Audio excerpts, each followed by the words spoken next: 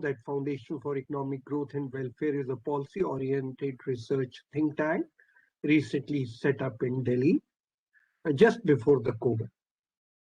Since COVID set in, EGROW has made efforts to organize special webinars on contemporary issues that are being discussed in India. We have been very fortunate in the last 1 year. We have had the best minds from across the world, Indians and foreigners, come and speak to us. We have had the privilege of having even 2 Nobel laureates speak to us. Today, in the same context, we have none else than Professor Steve Cecchetti, firstly a dear friend, and more important, and I think that's the very reason why we got him here, because I know that he always talks frankly and from his heart. He was the chief economist at Bank for International Settlement. To chair this session today, a very important session, basically on cryptocurrency, but as Professor put it, technology and finance, we have Dr. Arvind Virmani to chair this session. Dr. Arvind Virmani himself is an accomplished economist, trained at Harvard, been the chief economic advisor of the Government of India, executive director at the International Monetary Fund in Washington, D.C. He has published extensively and has large number of years in policy making, both in the Planning Commission and the Ministry of Finance. With this, we request Dr. Virmani to take over the proceedings. Thank you, Charan, and welcome, Professor. Let me quickly introduce, as I said, because of limitations of time. So, Professor Stephan G. Kachchetti is the Rosen Chair in International Finance at Brandeis International Business School. He is the Vice Chair of the Advisory Scientific Committee on the European Systemic Risk Board and a Research Associate of the NBER. From 2002 to 2008 to 13, Professor Cohen served as the Economic Advisor and Head of Monetary Economic Department at the BIS, which is Charan already mentioned. And during his time at the bank, BIS, he participated in the Basel Committee on Banking Supervision. I'm sure you've all heard of the Basel norms, etc. on financial matters. Before that, he has also served in the New York Federal Reserve as a research, as Director of Research and Vice President. With that, Professor, let me invite you to speak. As we agreed, if there is some serious clarification, I will interrupt you. Otherwise, we'd like you to go through. Thank you very much for both for the generous introduction and of course for the invitation. And Sean, especially, it's so nice to see you after too many years. And my only regret today is that I can't be with you in Delhi, and I hope that we can rectify that on at some future date. Let me share my screen. Oops, let me share my screen. That was the wrong button there. Okay, there we go. Okay, these technologies. I hope you can see my screen now. Okay, very good. Okay, so let me just start. This is I want to frame the problem of how to manage things like fintech and crypto assets and cryptocurrencies in a far broader context, which is to think about finance and technology and where this is all going. So let me start very quickly with a summary of my views. So the first thing is that I think that finance produces a set of services, which I'll describe very briefly in a minute, which we'll always need. The current system has evolved over centuries, in fact. I would trace it, I mean, some people may go back to Hammurabi, which is 5,000 years. I would probably, being a European myself, I would go back to the Italian banking system of the 13th century. It meets its needs, to meet our needs very efficiently. It has its current form. technology does do a number of things, and importantly, it reduces transactions and information costs, but it does this without changing the fundamental activities. But new technologies can create threats to individuals and to the real economy, which we have to try to manage. And that means that that at least from a regulatory and the perspective of the authorities, we want to ensure that we maintain consumer and investor protection, that we are aware of the need for crime prevention, and that we continue to mitigate systemic risks. Um, and I think that one way that the way that I like to think about this and where I start is that we need a framework where the same services and the same risks face the same regulation. And that may be very difficult, but there are a few principles that I think are useful. We want to continue to think about things like identity verification, disclosure, reporting, registration, and compliance. And I'll describe what these are. But the primary mindset that we need to take is that we need to shift away from entity or institution-based regulation to activity-based regulation. So that's a basic summary, and I'll be more specific about a number of things shortly. I'm going to go through this in 5 steps. First, a quick introduction. Then I'll talk about the role of finance as we see it, or as I see it, and the services it produces in the traditional service providers, the impact of technology, a framework for regulation. I'll discuss crypto assets, cryptocurrencies, and very briefly central bank digital currencies, leaving some of that for questions if people have it at the end, and then talk about where we're heading. So first of all, by way of introduction, the big questions that we face there are a number of ways of formulating these. There are different levels of specificity, but how is technology influencing financial structure is the most general, and how are financial intermediaries changing, which they obviously are, and how should regulators react, and then much more specifically in things that are on people's minds that we read about and that some of us are steeped in sort of on a daily basis, is what should we do about all this stuff that's arising, cryptocurrencies and crypto assets that we've seen, that technology seems to be facilitating. I just want to emphasize that this isn't about digital versus per se, because of course almost everything we do is digital. All of the assets that we hold are recorded digitally. I pay for virtually nothing using physical paper money any longer. That's obviously not true everywhere in the world, and much less so in emerging market economies. But in advanced economies, paper currencies basically disappearing, and the paper recording of asset ownership has disappeared a long time ago. So I think that this is not about digital anything. It's about these technologies. So by way of introduction, just to emphasize that finance and technology has been changing for centuries, I categorize these things into what I would call finance, which is more sort of, these are more conceptual, sort of people, if you will, people inventing ideas or people thinking up things, things like the creation of sovereign bonds all the way down to options pricing formulas. These are my highlights, if you will, of various kinds. But somebody had to create these. The idea of a limited liability company is pretty important, but it didn't exist before the beginning of the 19th century. It's basically a 200-year-old idea. Technology itself, which facilitates many things beyond finance, include mostly things having to do with in this list, mostly things having to do with communication of various kinds, because that turns out to be what's most important for much of what we do. What we do, I think, through financial intermediaries is various kinds of communication.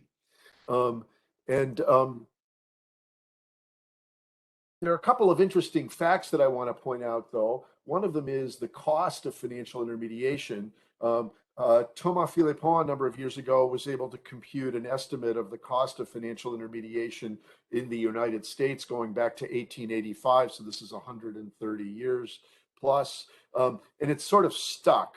This is an amazing picture. It's the single most amazing picture that I know of in finance, sort of historically, which is that the cost of finance is stuck at about 1.5% or so of asset value per year. The question that we ask is whether this may finally come down. I should say that I've seen pictures like this for other countries. They do come down, but they come down to something like this frontier level. And the things that make them higher in other countries are all sorts of market impediments and governmental involvements. But there is data, there are data out there going back to about 1980, not that far, for other countries that I've seen, and they have similar kinds of problems. These numbers are still quite high, if you ask me. I mean, numbers like 1.5% of asset value per year to manage the financial system seems like a large number. The second thing I'll show you is something that's increasing quite dramatically. This is a picture that my collaborator Kim Schoenholtz and I drew and put on our blog, moneyandbanking.com, which is where I put most of the things that I think about. We did this last December, so late December, early December, we drew this picture. It's a little complicated to draw, so I didn't redraw it for you. This is the version that ends at the end, roughly mid-December. This is stablecoin issuance in the it's actually not just in the United States, because it's not necessarily just, this is dollar stablecoin issuance. The point here is that the market capitalization of these bizarre instruments that I don't use, at least not yet, has gone from virtually zero at the beginning of 2020 to a number that is roughly 100. The total of all of it that we could find is not in this picture, but it's about 150, 160 billion US dollars. Now, that's not a very big number, actually, when you think of the size of the financial system. The US financial system overall, just the banking system alone, has about 20 trillion US dollars worth of liabilities. But the point here is that the growth rate is pretty extraordinary. And you have to ask yourself, what is this being used for? Why do we care about it? And the answer is that we care about it because it does look like, it looks as if it's growing quickly, and it also looks to me as if this stuff might ultimately actually be useful, unlike some of the other stuff that we've seen. So we do want to think about it.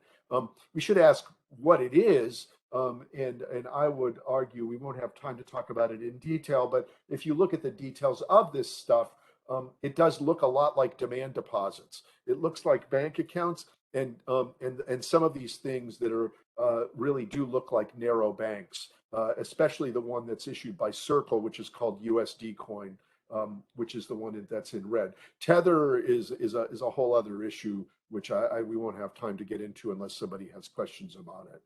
Tether's actually pretty risky stuff, and it doesn't look like it's very stable to me, but they call themselves a stable coin. So the implications of our experience, if we were to look, there's a lot more we could talk about here, but if we look at what's happening, so the first thing is that I don't have a picture on remittances. Remittances are very important, especially in countries like India. Cross-border remittances especially remain quite costly. And the reason they're costly, in my view, is compliance. You have to do identity verification before you are allowed to do remittances, and identity verification is very costly. We see remittances that are cheaper, but they're layered on top of banks normally. If a transaction is bank to bank, it can be very cheap because the bank is doing the compliance at both ends. If it's something like Western Union or a money transfer agent where somebody walks in, a person, a migrant worker, for example, walks in with a pile of paper currency, then something has to be done to ensure that that person is not a criminal. I'm not suggesting they are a criminal. The point is that know your customer and anti-money laundering rules require substantial compliance that's expensive. And that cost seems to remain around 5% of the value. The second thing is that there's been a lot of moves towards what in this country have been called peer-to-peer lending. This stuff doesn't look to me like it works very well. You still have to do screening and monitoring of borrowers, and this is something for which the traditional financial system has institutions that are quite efficient, and they are improving. but they're not shifting away from that. So it's not going to go, this idea that we can all go on Lending Club or something like that, or Prosper, or these various ones that exist around the world. There are Indian versions of this, I know, and do peer-to-peer lending. I don't know about you, but I don't want to spend my evenings deciding who I'm going to lend small amounts of money to. That's not really my interest. Private money issuance is also attractive, and it remains attractive. We'll get to that later. We've seen private money issuance over history. In a lot of cases, people, as I'll say later, people like to print their own money if they can. That's not a mystery. Okay, so the question then is technology going to continue to change these things? What's it going to do to the costs of compliance and the costs of screening and monitoring? That's the main issue, it seems to me, that we face. Now, turning to the role of finance and how it's being provided, this is just a whirlwind tour then of what it is that we're using our financial system for. And here's a relatively long list of things that I don't think are changing. So the first thing is that, if for those of us that have taught class on this, the first thing that you say is that a financial intermediary is a storehouse for data. It collects information and it processes that information. That's what it's doing. And now it's also providing a whole bunch of other services to you, but every financial intermediary that I know of in the traditional system is doing the first one of these, as I'll show you in a second. In addition, there are safekeeping and accounting services that we require. Again, think about what we use our financial intermediaries for. They provide us with diversification and risk pooling. They might provide financial advice. There may be derivative-based risk transfer that they offer us in some form. Some of them are giving us market access and making markets, which is extremely important and essential to capital allocation in market-based economies. They provide us with liquidity. They issue deposits and payment instruments. Again, back to what I said at the beginning, when I pay for things today, I use the liabilities that are of my bank. Those are my assets and I transfer those liabilities to someone else, those bank liabilities to someone else. That's a payment instrument. I happen to do it, by the way, with my phone, which I quite like. I've always been very excited about being able to pay for things with my phone, given my age. I thought this was an amazing thing. So that's how many of us are doing things more and more. There's also equity and debt issuance, and then there's payment system access that we have. Now, if I go through, I don't expect people to look at this in any detail. I'm not going to go through it in any detail. I've provided Sharon with the slides, which you should feel free to distribute. Because there's several tables that look like this in my presentation, and they're very hard to read, I'm sure, and they're very detailed.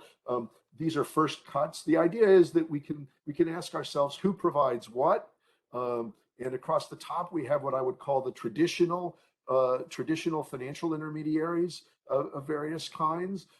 I think these exist in one form or another in every financial system. Not all of them everywhere, but pretty much all of them everywhere. And the services or functions or activities, whichever you want to call them, are down the columns, while the institutions are across the rows. These are categories of institutions.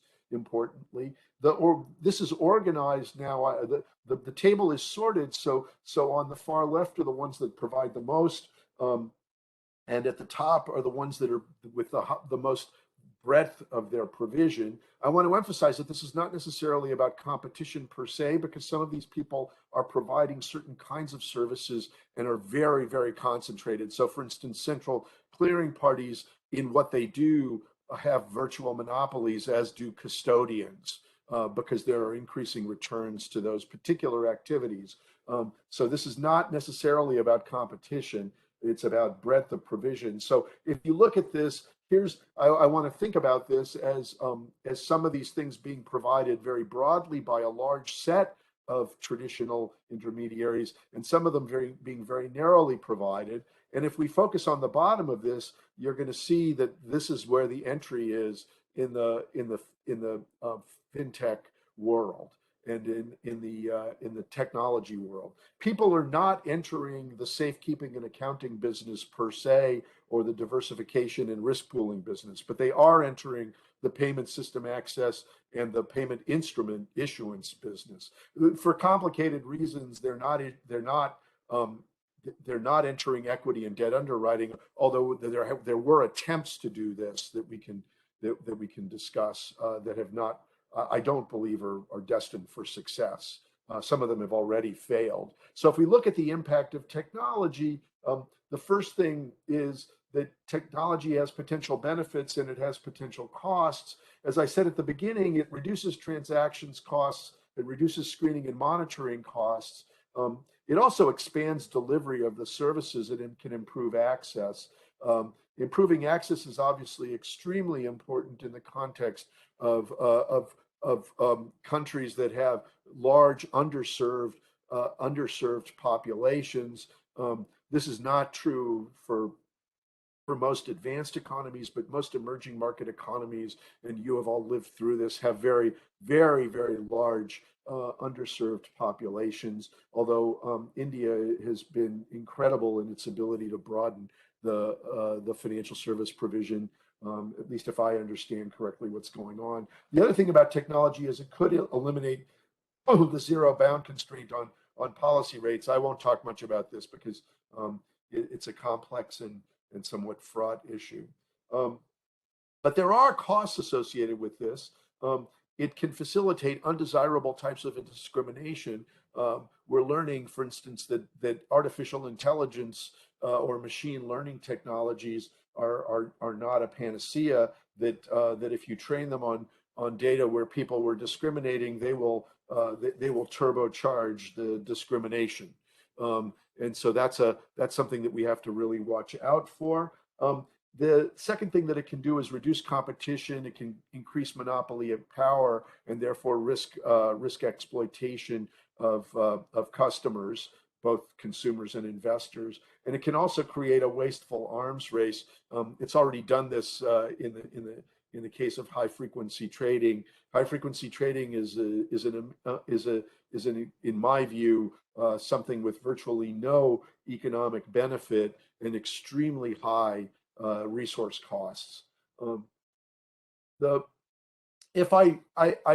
tried to do something that I hope is useful for understanding what's going on. So again, this categorizing the financial system activities, functions, or services. The question then is, if I pick a provider, what is it that they're doing? Where I'm not, again, I'm not 100% sure about all of this, but this is just a first cut at this. On the far right, I've got a list of the fraction of the types of financial system of traditional intermediaries that are providing this. So if you look, what you can see in this picture, I've tried to highlight the payment system access and the deposit and the payment instrument issuance. They're near the bottom, which is, again, this is always the same order. So the top is where they're more broadly provided by the traditional system, and the bottom less broadly provided. And you can see that there's a large amount of entry in this area where there weren't a lot of providers, at least in terms of their breadth of provision. You know, in payment system access, you were basically stuck.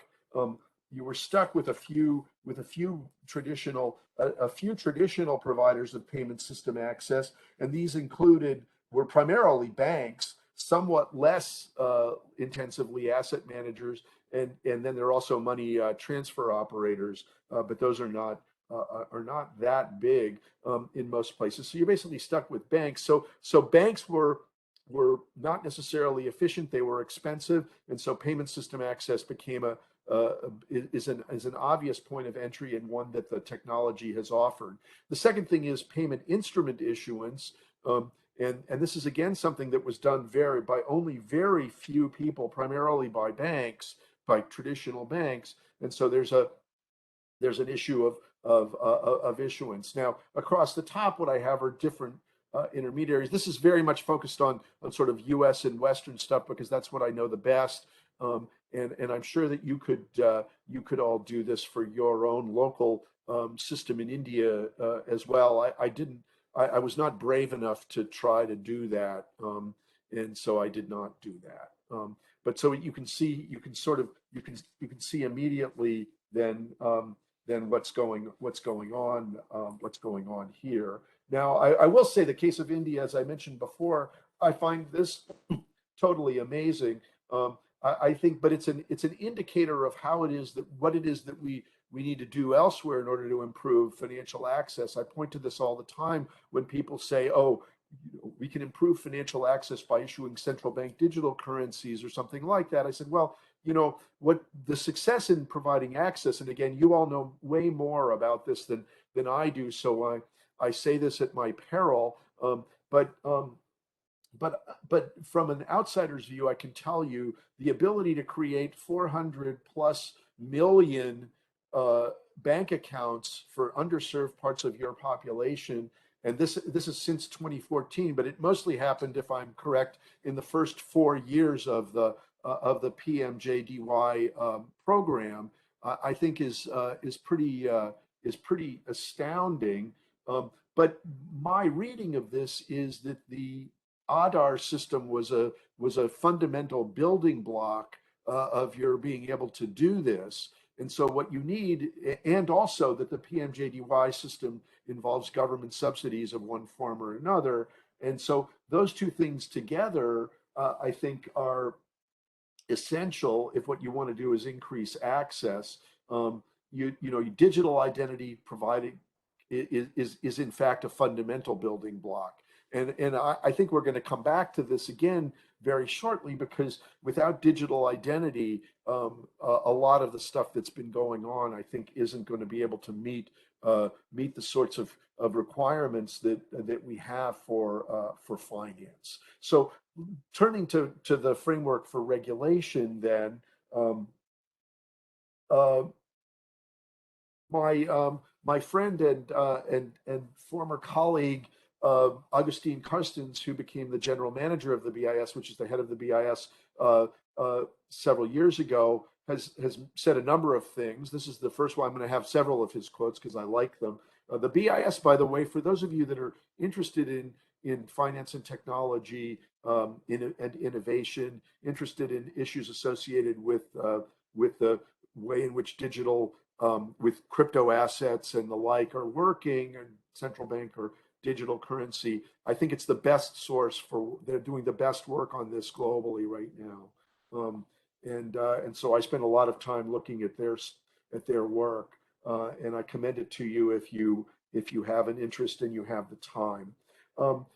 So he said, when banks and fintechs vie for the same customers with similar services and by taking similar risks, they should be similarly regulated. Same risk, same regulation. I think this is the thing we always have to keep in mind. Now, there are a set of regulatory objectives. I don't see these changing. Technology isn't changing our need for consumer and investor protection. I've listed some of them here. The need to ensure market efficiency and integrity, the desire to have systemic stability, and the essential need to prevent crime. The financial system cannot be structured so that it facilitates criminal activity. That is just a disaster. And remember, these are the kinds of people that are always trying to figure out how to use the financial system to their benefit. Of course, we're all doing that to some extent, but they're doing it to do things that are generally hurting society. But data ownership, anti-fraud, anti-discrimination, conflict of interest, suitability rules, continuity of access, these sorts of things, in addition, are essential. We have to do them. So if we look across the functions, then, and think about our regulatory system, this is again one of these tables that I've tried to fill in. This is a sort of first cut. You ask yourself, what is it that I should be worried about here? Now, one of the things that I want to point out is, if you look at prevent illicit activity, you're always worried about You're always worried about know your customer and anti-money laundering. You're always worried about that. In virtually every case here, you have to worry about that. So that's one thing that we have to worry about. But then we also have a lot of other things that we have to worry about. Now, the problem that we face with our current regulatory system is that we're regulating by institutional form. I've tried to put in the bottom row here in this sort of in this orange color, or this yellowish orange. I'm not sure what to call that. It's is the current types of regulators. So, consumer protection is the regulator tends to be conduct, pension, insurance, and competition, etc. Now, the problem with the system is that we're not thinking about this in terms of function. What we need to do is we need regulators that regulate across the rows more than on the columns. We're more focused on the columns at the moment, not enough on the rows. And we need to focus much more on the rows. And so I'll come back to this. I'll try and come back to this in a minute when we get to some of the things involving the current new assets. But we need to think across the rows, not the columns. And as I said, we need to enforce the principle of same service, same risk, same regulation. That's the principle that Carstens and the BIS have been pushing for, and that requires that we shift from regulating by institutional form to regulating by function. This is complicated. It's not natural, and one of the reasons it's not natural is that regulation in most environments that I'm familiar with, there's a tendency for it to be run more by lawyers than by economists, which is okay because it's an enforcement activity. But lawyers think in terms of institutional form. They don't think in terms of function per se. And they also will tell you, if you say this to them, they'll say, well, I have to regulate somebody if I'm going to have an enforcement action. And so I ultimately am going to go after a person or an entity of some kind. And so I have to figure out how to do that. So my answer to that is yes, you do, but you have to go after them based on what they're doing. And if somebody does something, they face a certain activity or function, they should face a certain kind of regulation. Now, of course, you have to do this while allowing for innovation, and that's the complicated thing. And there's always going to be a trade-off there. Now, what about these cryptocurrencies, crypto assets, and what about central bank digital currency? And again, I turn to Augustine Carstens, who has my favorite quotes on this. So first of all, he said, history is filled with attempts to invent money. People want to make a quick buck, literally. Okay, so I thought that was one of my favorites. I was there one day when he said that. I thought it was really great.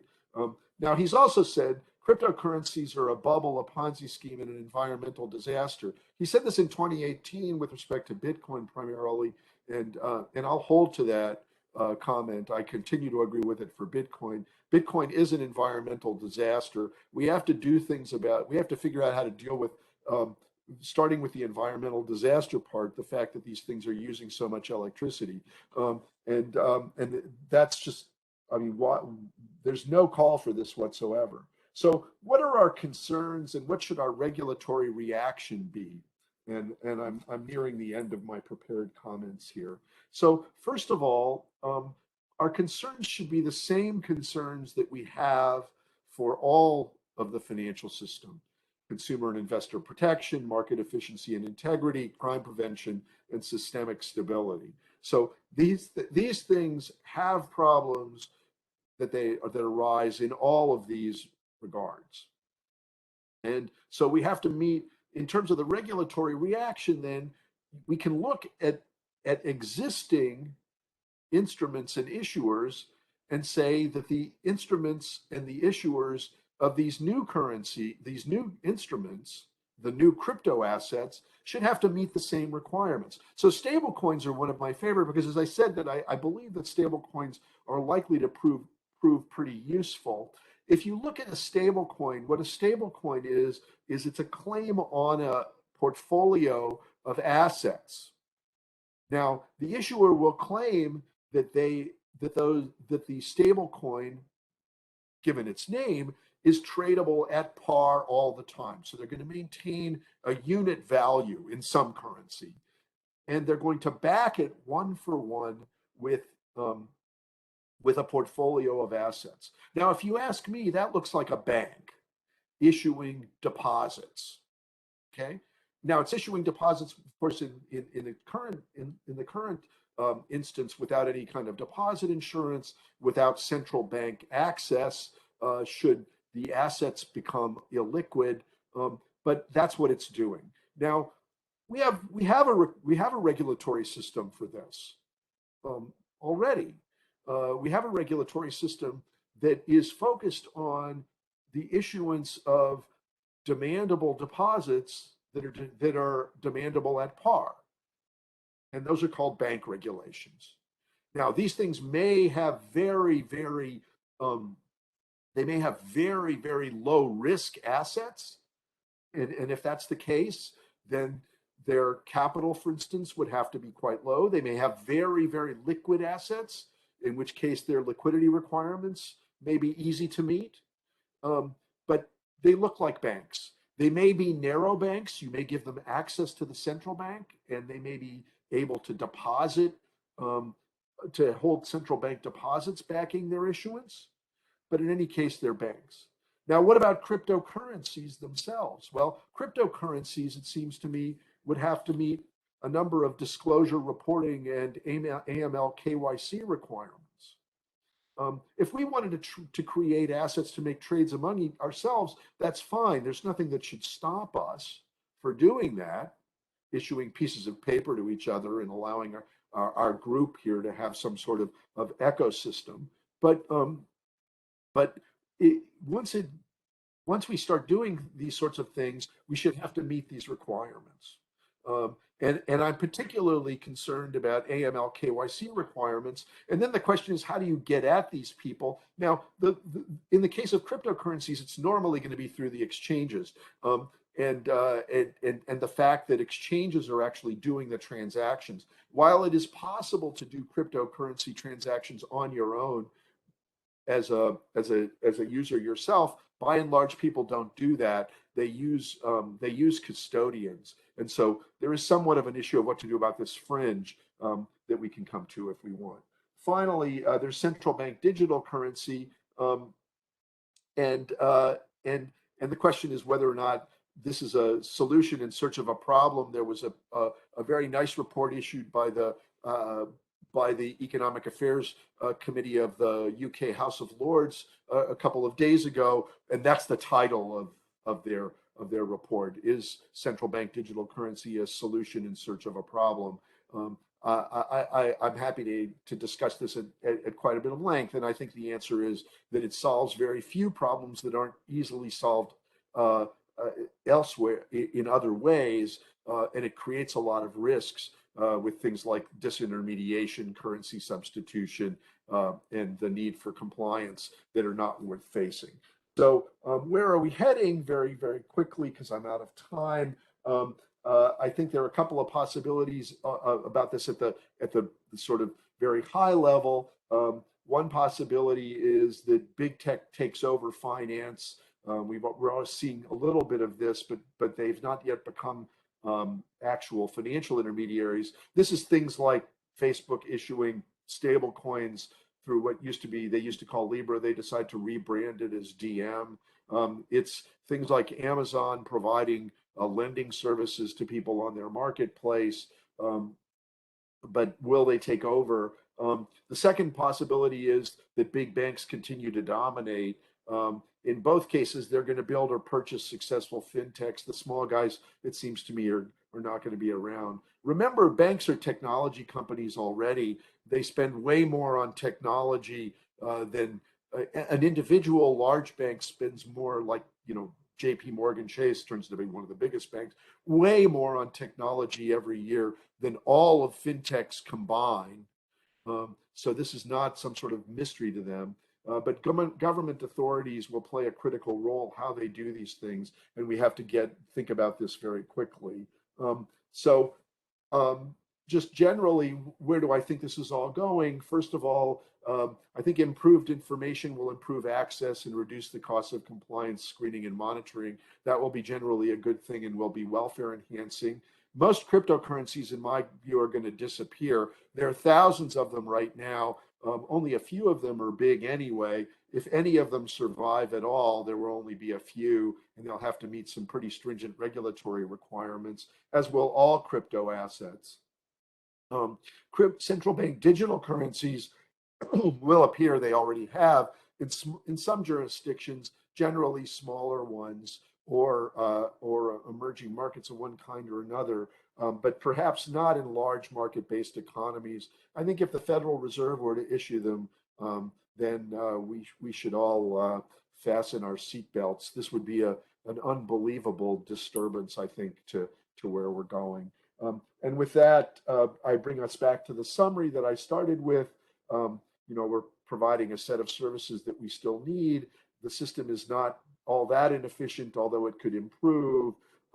Technologies do create new risks, but we have a set of principles for regulation and protecting the system, and we need to stick to those, apply it to the new instruments and the new technologies, and especially, I think, worry about identity verification, disclosure reporting, registration, and compliance. And the biggest message that I have when thinking about all of these things is think about activity-based regulation and how it is, what is it that the services that's being provided, and what are the right principles then for regulating it. And that brings me to the end. And I think I've gone over time by a few minutes, but I will stop sharing, and I'm happy to spend the rest of the time now taking any and all of your questions. Thank you very much for your attention. Thank you. Thank you, Professor. Before I open the floor for questions, I just want to say a few things. First, of course, I think you've done an excellent job in clarifying the issues, etc. We are all aware in some parts of it, and we forget other parts. So it's always useful to have a comprehensive, especially those tables. I'm sure Charan will find it very useful, and the students who often join us.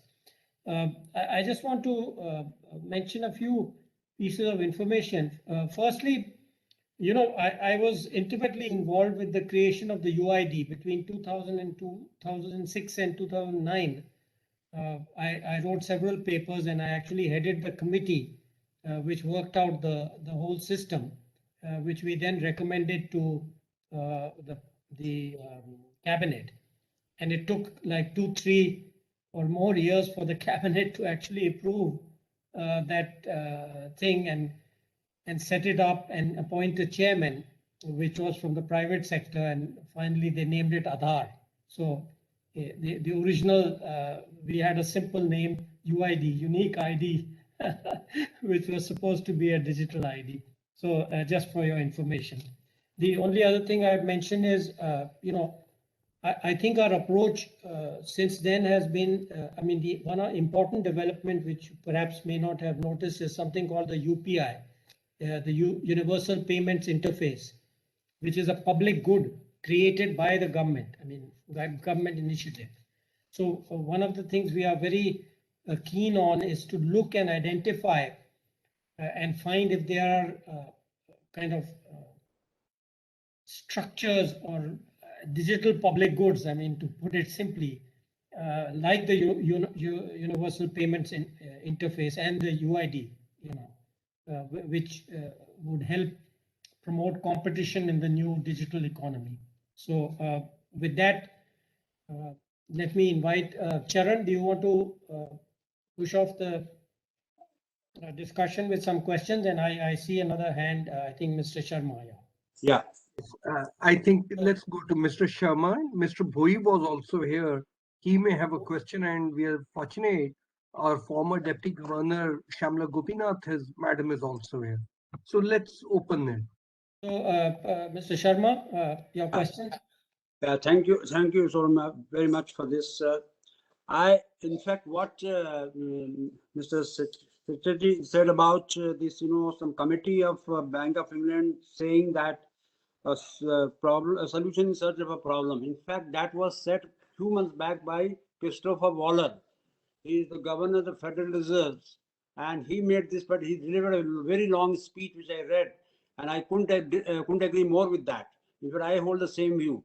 The thing is that it is a solution that is in search of a problem. Simple thing that doesn't occur to a lot of people is, for central bank digital currencies, why would people prefer central bank digital currency? Let's look at it in a very simple manner. There are stakeholders. Stakeholders are they have they have bank deposits, and the people who use cash, physical cash, there are the two kinds of people. One is who want to avoid taxes, who want to do a black money transaction. They have a huge incentive for using physical cash currency. The others are who are not digitally enabled. So there's a bottom stakeholders, they are not digitally enabled, so they can't use this.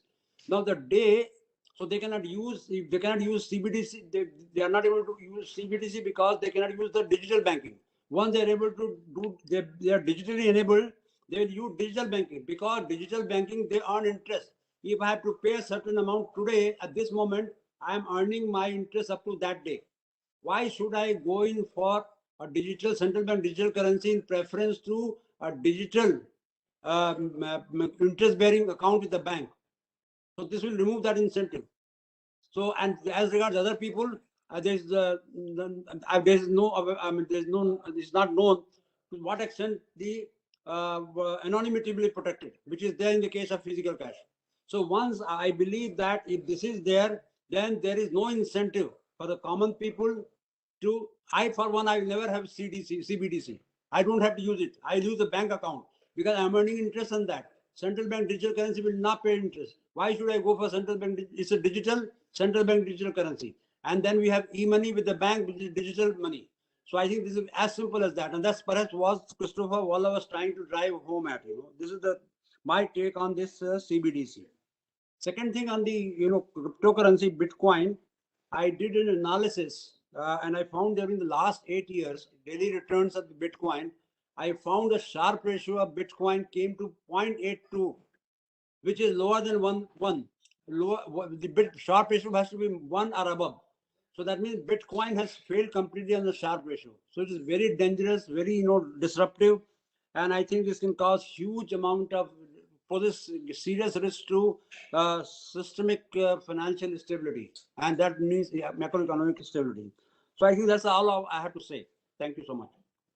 Thank you. Would you like to respond? I think he's by and large agreeing with your conclusions, which I also liked. Yeah, go ahead. I'll make.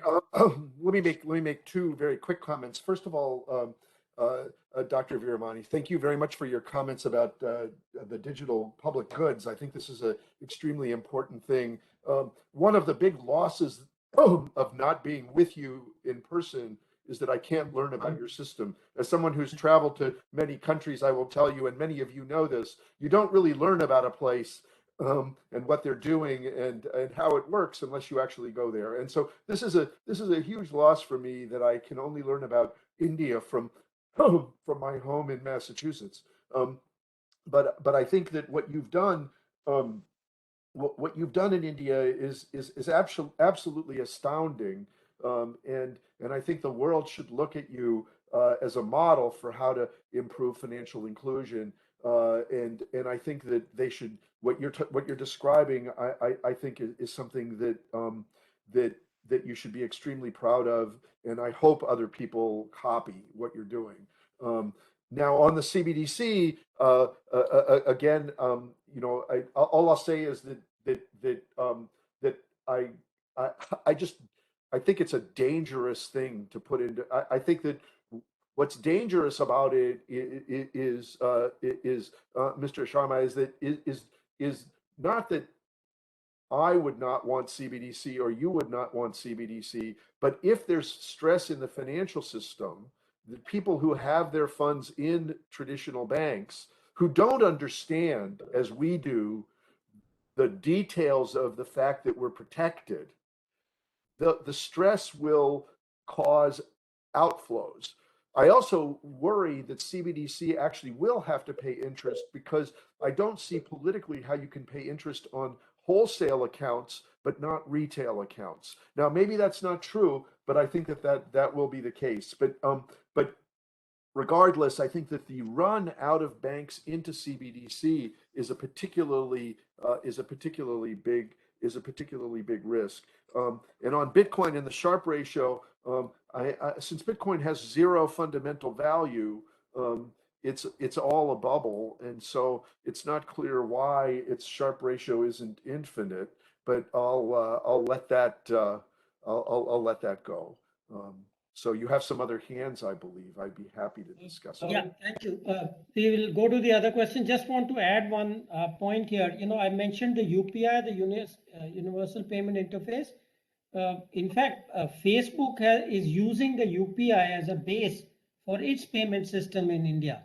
So it's kind of interesting. Anyway, as you said, we don't have time to talk. Maybe next time when we meet in person. Who's anybody else? Yeah. Mr. Boy. Yeah, mute. Unmute. Okay. Thank you very much for a very illuminating talk. Actually, my take is the Bitcoin, or for that matter, cryptocurrency is definitely a disaster. There is no doubt about it. But CBDC can be designed in a manner that can very well be a good substitute for physical currency to start with. In course of time, it can be a substitute provided people start using this in a big way. So the whole thing is now e-currency, for example. They are advising a number of central banks how to design this CBDC. CBDC can be designed in a manner in a regulatory environment, and it can also pass through the regulatory sandbox and how to use retail CBDC. It all depends upon how the central banks design it. You have made a lot of digitization in the bank money. You have not made any digitization of the currency. So this is the turn of the currency, whether you like it or not. Future of currency is digital in nature. You cannot simply say it is as disastrous as that of cryptocurrency. Cryptocurrency is a disaster, is a bubble, there is no doubt about it. But CBDC may turn out to be a kind of new innovation which you may not be able to avoid it. Okay, thank you. I see my old friend Shamila Gopinath. Would you like to ask a question or comment? Yeah, I want to ask a question on stable coins. Now, while stable coins look very active, 100% collateralized, I'm not sure whether all this money is going to be kept in Federal Reserve. Are they going to be regulated like a company which accepts funds and then keeps all the deposits safely, and then the stables are used as a payment system product, and they are used for making remittances, making payments, maybe lending, borrowing. I mean, these are all the ideas that are coming up there. That the stable coins will get lent, will be probably derivatives will be there. And anything you talk about in finance, there will be derivatives. Gradually, it doesn't make business sense to keep 100% collateral and do business. So I don't understand the business model. Second point is that it's quite possible that gradually, when it doesn't make business sense, the collateral will get reduced from 100% to some, like the fractional reserve system. And or these 100% collateral may be, if in the form of government securities, even then there will be some earning on the government securities, but not significant. Again, they have to be kept with the depository and not used, and not utilized for repos, for various other purposes. So I'm not very clear about how exactly the stable coins will evolve in a safe and sound manner. That's what I'm saying. Thank you, Professor. I think she's wanting some elaboration of, you made an analogy with demand deposits.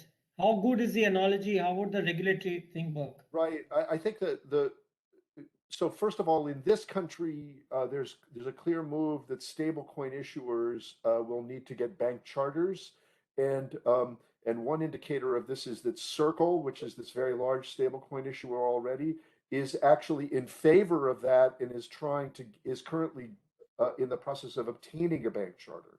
So I think that where we're going is that these are going to be tradable tokens that are issued by banks effectively. Now, what's the business model then Dr. Gopinath, I think the answer is it's going to be the same as the business model for a bank. One would expect at some level. Is it going to be profitable? Well, that's really up to them. And I guess we're going to have to see. You know, on this question about whether or not there's a design for CBDC that is going to work. I mean, I'm still mystified by the need to have digital payments instruments issued by the central bank when we have plenty of digital payments instruments out there already.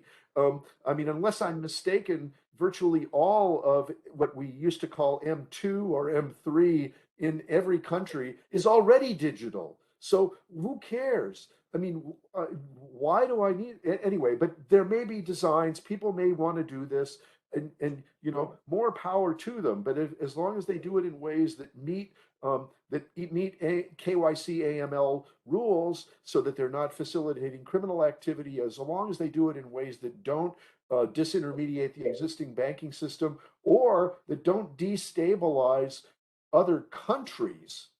I don't want to see currency substitution where I see large flows out of small or somewhat less stable emerging market countries into countries perceived to be more stable. You have to keep that from happening, and you don't want to have to impose capital controls. So this is my concern. I don't doubt that there's technology to do some of this, but I just wonder whether or not it's worth our trouble. Anyway, I'm running out of time, and we have more questions. So let's. I think a couple of days ago, the same thought came to me that people keep talking about innovation in crypto. But you know, we already have the innovation. You can transfer funds in 1 second from one person to another, and you can pay through your phone in 1 minute or less. I mean, couple of seconds. What is the innovation in cryptocurrency? Yes, I mean, well, I fear that we just may be old. We're just old. Anyway, sorry. Okay, I'll give a chance to. Was Mr. Deodhar wanted to ask, or is there anybody else? Yes, this is just a quick touch. Just getting Even back Dr. with Professor Vishanda. Cecchetti. I was your student 34 years ago at Ohio State, and glad to see you again. Just one quick question. You know, in India, at every drop of a festival, we buy gold. So how do you see people investing more in gold rather than this Bitcoin or crypto? Probably there is no future when there is gold so much to be bought in India. Oh, I don't claim to understand why it is that people buy gold. I think it's much more of a fetish maybe than anything.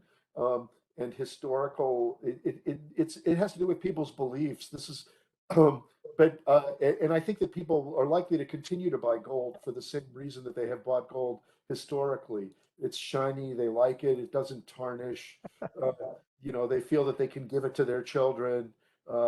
You know, all those sorts of things. So I don't, you know, I think, you know, gold is fine. We can also use it to build satellites and our electronics. So I don't think I haven't thought about it before you asked, but my gut reaction is there won't be much change. They're not going to you're not going to change to Bitcoin and start giving your kids and your family members Bitcoin instead of giving them jewelry. I don't see it. Yeah, was it Dr. Vishandas? You wanted to ask something? Ashok? Good evening. Yeah. It was very good presentation, Professor Stephan. I really enjoyed. Just wanted to know one thing. Countries like El Salvador, they have made the cryptocurrency officially acceptable. And what are their consideration? I mean, some countries have taken it. Of course, I subscribe to the view that it is a environmental disaster. But at the national level, some countries have adopted it. How do you see it, and whether you see the prospects of other countries following the suit? I may be misinformed, but I believe that the countries that have done that have been relatively small and politically unstable. And I think that these are ploys by their politicians more than anything else. I mean, I think that one of them, for instance, is El Salvador. El Salvador is a dollarized country that they dollarized a number of years ago. That was a choice that they made, and I think they may be doing this in an attempt to break away from the United States, which I could understand certainly, and to do it in a way that that doesn't require their issuing their own domestic currency, which no one would trust. But I don't see broad acceptance of Bitcoin or cryptocurrencies for the payment of taxes or any liability that you have to the government. That would be the disaster. That would be that would be really, I think that's when things would start to fall apart in terms of the global monetary system. There's a follow-up type of question which somebody is asking. If you had a choice between banning and regulating cryptocurrency, what would be your kind of instinct, Professor? So I think looking back in history, in this country, we had private issuance of money by banks issuing private banknotes that circulated broadly before the United States Civil War, before 1860 and before 1863 especially. They did not ban, and they are not currently banned. What they did was they imposed taxation, a significant tax on the issuance. So I am indifferent between taxation, which would be preferred by a lot of more libertarian economists, and an outright ban. But if taxation proves to be impractical, I would ban them. Yes. Okay. You have one more hand up, and I'll stay for one more. Mr. Sanyal. Mr. Sanyal. His question you have a question quickly? I think his question has been answered. That was his question which you read. Okay, we are running out of time. Charan, do you see any other questions you think we should take? I think we'll close now. Okay, great. So thank you very much. As I said, I think you brought a lot of clarity, a mix of kind of teaching and views is really quite useful for us. I mean, the kind of audience, we have a mixed audience. And so I'm grateful to you. It was a pleasure to have you here. With that, Charan, you want to conclude the... Yes, I want to thank my dear friend, Professor Steve. So thrilled to see him after such a long time, and equally excited to listen how beautifully he has summarized and been, I would say, a friend and a guide to India in terms of crypto. While we are discussing this issue loudly across, we would have expected a bill in the parliament, and your coming in is going to provide, I'm sure, inputs to policymakers with your vast experience at the BIS and as an academician. And I understand you're working with the Europeans now on some other assignments. This is really useful to us. The presentation that he has made is with me. Tomorrow, the whole thing will be put up on our website. I'm sure many of us going to listen to it again and share with other friends and policymakers. Please feel free to do so. I'll also put it on the Twitter and you can use that. I'm glad to mention that the next 3 Fridays, we are going to have exciting talks. Next Friday, from University of Minnesota, we have Professor Jason Kerwin, speaking to us on appointments versus financial commitment services. Friday after that, we have Dr. Sarah Valerie, Deputy Director in International Monetary Fund. She is going to discuss her paper which got published in American Economic Review. After a shock, does the economy recover? What is the pattern of recovery? I thought that's a very relevant paper in the current context, not only for India, for all over the world. This paper that she published, I had read its draft somewhere in 2012, somewhere in 2013 or 14. I think it got published in American Economic Review. Week after that, the chief economist from International Monetary Fund, former Maury Osfield, will be speaking to us on the monetary conditions in the US and Europe, and keeping in mind that our monetary policy is going to be announced on February 9.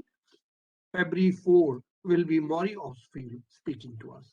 So I invite all of you to please spare an hour or two on each of these Fridays to be with us. With that, I want to thank the chairman for being with us today, chairing this very important session.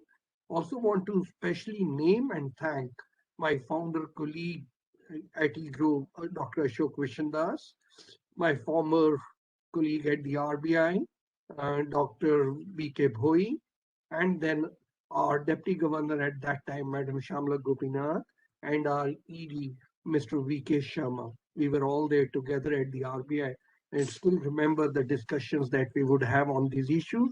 And so kind of then, today is a festival day. It is Pongal for some, it is Makar Sankranti for others. And despite this evening, we have all been together to listen to Professor Steve. And I think it was a very well rewarded hour that we spent with him. So Professor Steve, I want to thank you especially for agreeing and doing this.